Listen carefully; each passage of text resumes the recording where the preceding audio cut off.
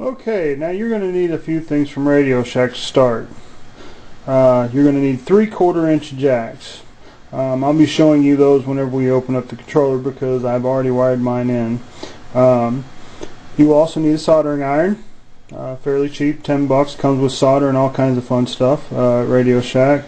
You'll need some solder, which is this right here. You'll also need some small shrink tubing to cover up the electrical connections. To do the actual wiring, I use 24 gauge speaker wire. It's a stranded wire, should work just fine. So, for connecting the controller to the electronic drum pads, you will need some cables. All the electronic drum pads I have seen are 1/4-inch connections.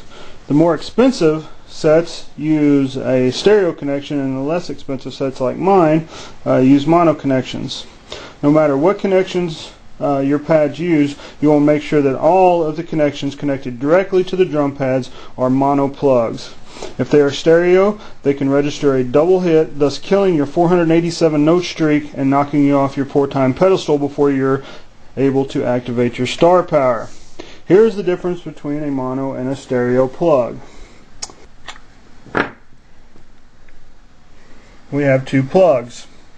If you look here, the stereo has two lines on it, right here and right here. The mono plug has only one. You also notice that this is the end that I'm going to be connecting to the drum pad. Right? Here's an end I'm connecting to the drum pad. Once again, connect to the drum pad. Also these three right here, all these connect to the drum pad. I'm using the angled connections. The reason for that is sometimes you just don't have room to put a straight connection in. But you need to make sure that the ends that connect to the drum pads are all mono plugs. So here's a list of the cables that you will need. You will need two 1/8-inch female to 1/4-inch mono plugs. Doesn't matter how you get there, as long as you get 1/4-inch mono on one end, male, and 1/8-inch female, which this is the 1/8-inch female, 1/4-inch mono.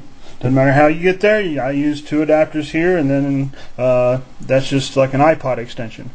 Alright, so you'll need two of those. Then you will be needing one 1/8-inch to 1/4-inch male mono plug. Doesn't matter how you get there. This is an RCA to 1/4-inch mono. It doesn't matter how you get there as long as you have 1/8-inch on this side, 1/4-inch mono on this side. These two right here, backing up just a second, those two are for hooking up the cymbals. This one right here is for hooking up the kick pad. Then you will need three, 1, 2, 3 1/4-inch to 1/4-inch mono. These are standard instrument cables. I got a Guitar Center here in Cedar Rapids. And the last cable you'll need is a MIDI to USB cable. Fortunately, Red Octane will supply this for you. They had an issue with sensitivity on the drums, so they're giving this away for free. All you'd have to do is just go online, tell them you're having sensitivity problems, they'll mail you out one just exactly like mine. We're going to use this to adjust the sensitivity of the drums when we're done, because the actual electronic drum kits are way more sensitive than the game drums. So now, let's go ahead and crack open that controller.